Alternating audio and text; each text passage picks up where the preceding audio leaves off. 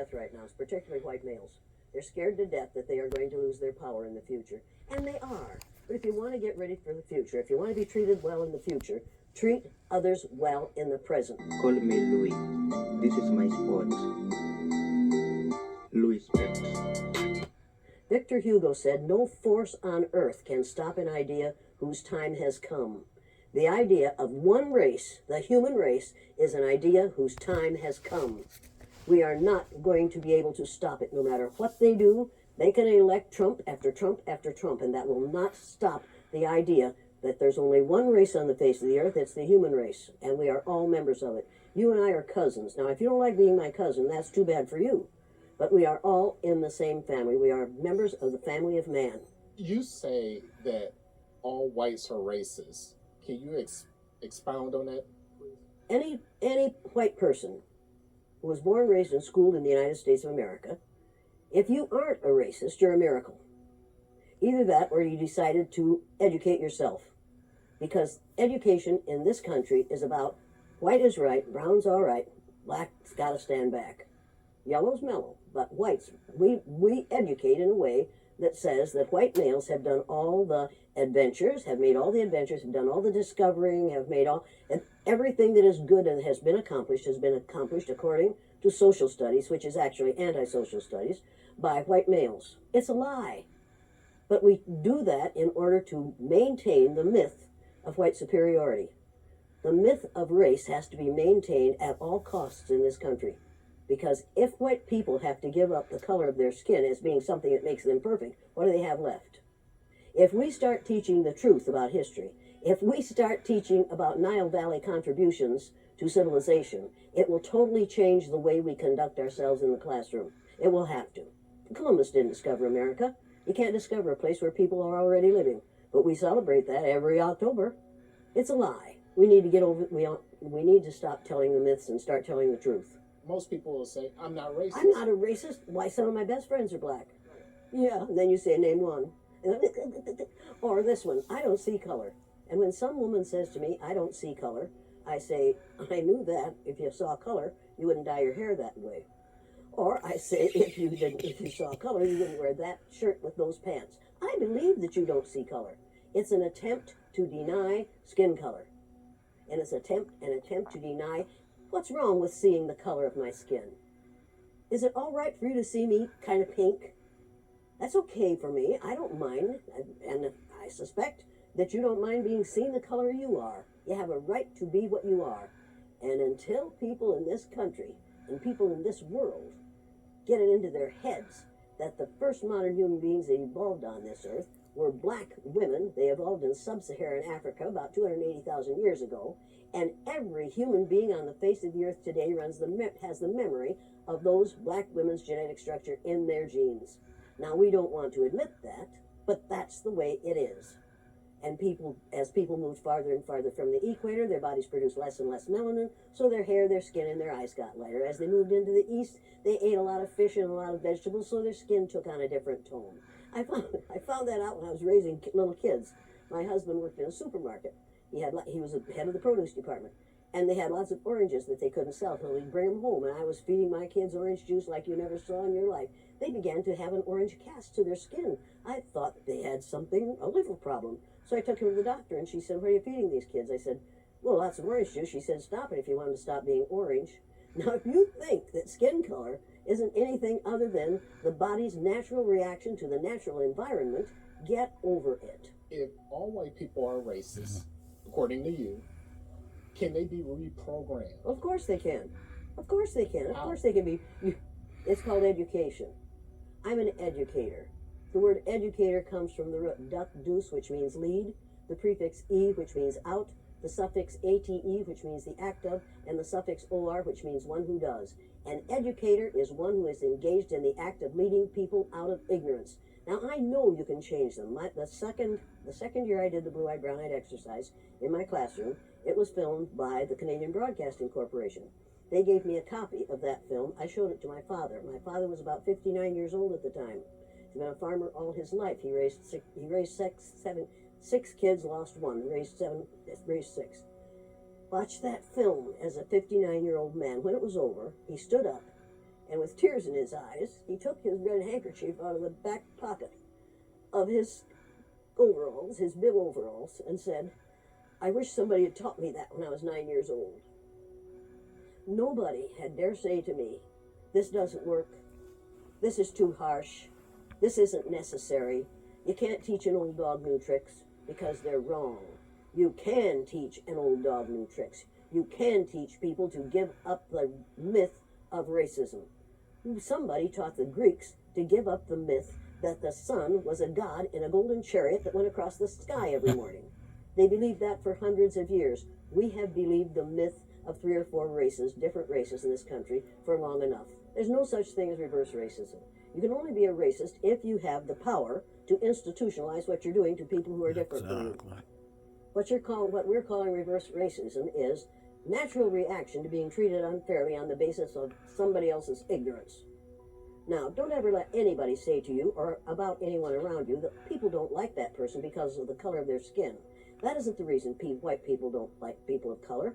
They don't like people of color because they don't understand about skin color. And they don't understand that we all are descendants of somebody who looked like your mother. You don't really want to get me started on this because I do want to get you started. I'm really angry about how we are miseducating the American mind. In your exercises, in order for them to see the light, or is there another way? It's necessary to do what we do in offices and in the military and in schools and colleges and in hospitals and in community groups all the time. What we do is we become our parent ego.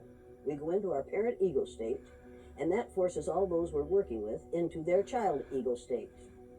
And if you watch our so-called president, he spends most of his time either in his child or his parent ego state. He never gets into his adult ego state unless he's reading off the teleprompter. And he is such a poor reader that oftentimes he makes mistakes, and then he is instantly in his child ego state right in front of your very eyes. It's absolutely fascinating to watch it happen. God created human beings, the human race, and they started out black women. White people created racism. Human beings created racism. It's time to get over it. A lot of people have criticized former President Obama was not speaking out on race enough. Do you think he failed in that? What if he had spoken out enough on race? Imagine what would have happened to him. The man is still alive. Do you remember Dr. Martin Luther King Jr.? Do you remember Malcolm X? Do you remember all those people have been killed not because of the color of their skin, but because of the fear of white people that someone who isn't white is going to look better, sound better, act better, do better than they do? Mr. Obama was the president of all of us. He wasn't just the president of black people. He was the president of all of us. The man who's there now is and claims to be the president of the people who look like him. When he says, "Make America great again," what he's really saying is, "Make America hate again." You need to realize that it is not the intent of white people to let this situation change in favor of anyone but themselves. And right now, white people are really frightened. If you don't understand the destruction of Planned Parenthood offices, and you don't understand the wall that we're going to build on the southern border of the United States, you haven't read the book The Birth Dearth by Ben Wattenberg. Ben Wattenberg was a brilliant Jewish man who was a member of the American Enterprise Institute, and he wrote a book, the first paragraph of which says, "The main problem confronting the United States today is there aren't enough white babies being born in this country." He was an advisor to presidents of the United States. He wrote the book in 1987. He says if we don't change this and change it rapidly, white people will lose their numerical majority in this country, and this will no longer be a white man's land. Now, I'm not misrepresenting this. I'm telling you almost exactly what he says. He says there are 3 things we can do to solve this. Number 1, we could pay women to have babies, as they have been doing in Western European nations for years. Then he says, and these are his words, not mine, "Unfortunately, we would have to pay women of all colors to have babies, so we don't want to do that." He says the second thing we could do is increase the number of legal immigrants that are allowed into this country every year. Then once again he says, unfortunately, the vast majority of those wanting to come to this country today are people of color, so we don't want to do that. The third thing he says, and white women had better pay attention to this, 60% of the fetuses that are aborted every year are white. If we could keep that 60% alive, that would solve our birth dearth. Does that sound like racism to you? And if it doesn't, I want to know why it doesn't. If it doesn't, you don't understand what racism is. And I think it does. When we close Planned Parenthood clinics because we think they're there only for abortion, we need to take another look. They are used for many, many, many things, and many women need the things that they can get from Planned Parenthood clinics. But we are willing to do away with all that good to avoid allowing white women to have control of their own bodies. White people are scared to death right now, particularly white males. They're scared to death that they are going to lose their power in the future. And they are. But if you want to get ready for the future, if you want to be treated well in the future, treat others well in the present. What we do in the present constructs the future. What we have done in the past, we can learn from that. And we'd better learn from that. Those who forget the mistakes of the past are doomed to repeat them. And when you read this book, you'll realize that that's exactly what we're doing. We're repeating the mistakes that we have made in the past because we aren't teaching about these mistakes in the present. We are not teaching history that is true. We aren't teaching social studies that is true. We aren't even teaching true geography, for God's sake. You want to talk about forgiveness? You want to talk about changing this thing? I cannot understand how Japanese people can stand the sight of any of us, and yet they do. I cannot understand why black people who have been subjected to the ugliness that they've been subjected to in this country can get up every morning and go to work among us and not be absolutely furious. And I don't understand why we allow white people to behave the way they do. We have got to stop tolerating the intolerable. If it's intolerable for my black cousins, and every black person on this earth is one of my cousins, if it's intolerable for them, it's intolerable for me. I will not tolerate it. I will not tolerate it. That is not that. I am required not to tolerate that kind of treatment for the people who are related to me. And that's every person on the face of the earth. If your ignorance is such that you'll mistreat somebody because of your ignorance about the color of their skin, don't do it around me. Number one, I've been threatened with death lots of times. Now I say, go for it, fool. My husband died 4 years ago. Being with him would not be a bad thing for me. Death is not the worst thing that can happen to you. Living a worthless, useless life is much worse than dying.